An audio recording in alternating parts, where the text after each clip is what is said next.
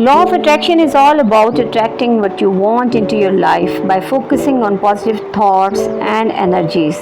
When you focus on the good things you want in your life, the universe will bring them to you. अस्सलाम वालेकुम। मैं Sadia Qamar law of attraction coach law of attraction की coaching करती हूँ और साथ साथ लॉ ऑफ अट्रैक्शन की मदद से कैसे चीज़ों को आराम से इजीली मैनिफेस्ट किया जा सकता है इसी बारे में बताती हूँ। और आज मैं आप लोगों के साथ अल्फाज के चुनाव के ऊपर बात करूँगी। देखिए, अल्फाज का चुनाव जो होता है ये इंसान की शख्सियत का को ज़ाहिर करता है कि आप किस किस्म की शख्सियत के मालिक हैं। आप किन बातों पे हंसते हैं, आप किन बातों पे रोते हैं, आप किन बातों को एंजॉय करते हैं। और ये जो बातें होती हैं ना, ये बहुत ही अमेजिंग काम करती हैं। ये आपका लॉ ऑफ अट्रैक्शन होती हैं। यानी आप बार बार यूनिवर्स को बता रहे हैं, अल्लाह ताला को बता रहे हैं कि जी आपको प्रॉब्लम्स को डिस्कस करना अच्छा लगता है, तो आपको प्रॉब्लम्स मिलती रहेंगी और आप उनको डिस्कस करते रहेंगे। इसी तरीके से आप गरीबी को, महंगाई को बहुत ज़्यादा डिस्कस करते हैं, तो महंगाई और गरीबी बढ़ती रहेगी। इसी तरह आप बीमारी को बहुत ज़्यादा डिस्कस करते हैं।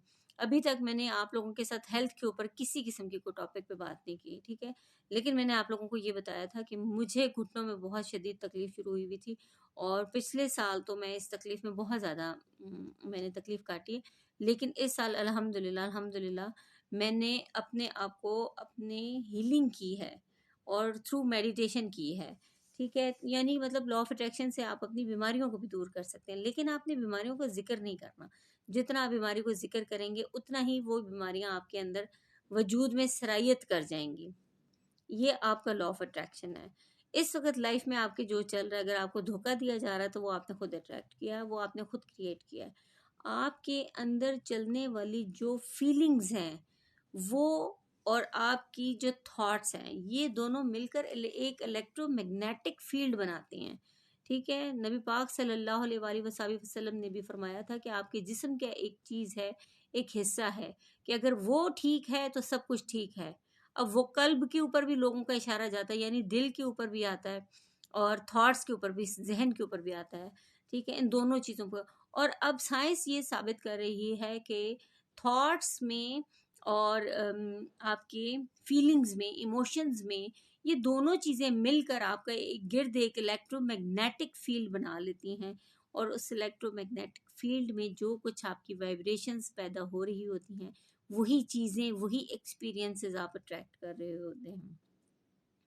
इसीलिए मैं कहती हूँ कि अल्फाज का चुनाव सोच समझ कर कीजिए, क्योंकि यही अल्फाज आपकी आपकी वाइब्रेशन क्रिएट कर रहे होते हैं। क्योंकि जैसे ही हम लफ्ज़ बोलते हैं, बाज़ लफ्ज़ है ना, ओए तुम चुप हो जाओ, ओए तुमने ये काम कर दिया, तुम नालायक हो, तुम बुद्धू हो, तुम अहमक हो, तुमसे ये काम नहीं हो सकता। और इसी की जगह अगर हम कहें कि चलो कोई बात नहीं, इस बार हम हार गए, कोई बात नहीं, हम अगली बार के लिए ट्राई करेंगे। अगली बार हो सकता है कि जीत हमारा मुकद्दर हो, हम बेहतरीन कोशिश करेंगे।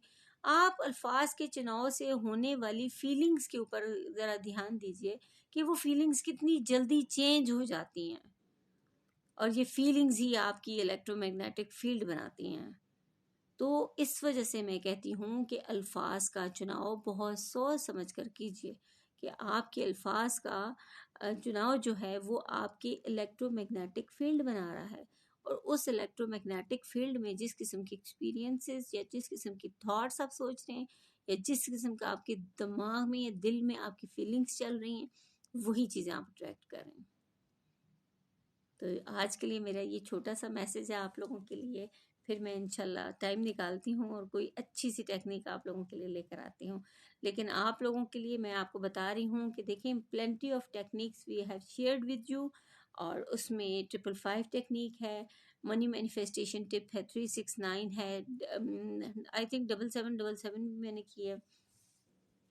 और आप ये तमाम एंजल नंबर्स मैंने आप लोगों को बताए। अब ये तमाम चीज़ें जो है ना, ये बेसिकली ये एक दिन का अमल नहीं है कि आज मैंने किया और आज ही मेरा वो हो जाएगा काम। आपने डिज़ायर करनी है और उस डिज़ायर के लिए आपने 3-4 चीज़ें हैं, 3-4 स्टेप्स हैं जिनमें आपने लॉ ऑफ अट्रैक्शन के लिए ग्रेटिट्यूड वॉक करनी है। ग्रेटिट्यूड वॉक में आपको जो चीज़ नज़र आएगी, इवन के कचरे उठाने वाले भी अगर आपको नज़र आ रहे हैं तो आपने उनको भी थैंकफुल होना है।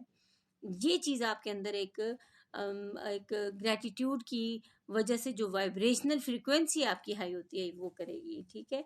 और इसके साथ आपने बुक रीडिंग करनी है। बुक रीडिंग बहुत मस्ट है।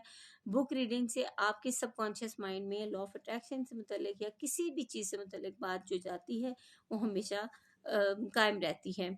और लॉ ऑफ अट्रैक्शन के लिए मेडिटेशन, मैंने सबसे पहले बोला था कि मेडिटेशन आपने मस्ट है। मेडिटेशन के बगैर किसी किस्म का कोई लॉ ऑफ अट्रैक्शन मैं नहीं समझती कि कोई काम करेगा। वो वक्ती तौर पे काम करेंगे, लेकिन जो चीज़ें मैं आपको बता रही हूँ कि आपने, अगर आपकी डिज़ायर है कि आपको आपका डिज़ायर घर मिले, और अगर आपकी डिज़ायर है कि आपके बच्चे अच्छे अच्छे जगहों पे पढ़ लें, तो उसके लिए मेडिटेशन लाजमी, सॉरी मेडिकेशन बोलिए, मेडिटेशन लाजमी है। आपने मेडिटेशन लाजमी करनी है।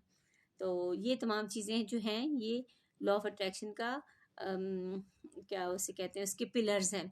फिर आपने वो भी करना है, स्क्रिप्टिंग, जर्नलिंग।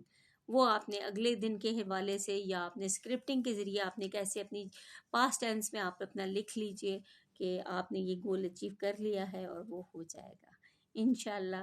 मिलते हैं फिर नेक्स्ट वीडियो में, और तब तक के लिए मेरी यूट्यूब फैमिली को बहुत बहुत बहुत बहुत शुक्रिया। आप लोग टाइम निकालते हैं, आप लोग मुझे वॉच करते हैं, आप लोग मुझे अप्रिशिएट करते हैं, आप लोग मुझे सराहते हैं। बहुत शुक्रिया, दिल से बहुत ज़्यादा थैंकफुल हूँ मैं। Thank you. अल्लाह हाफिज़।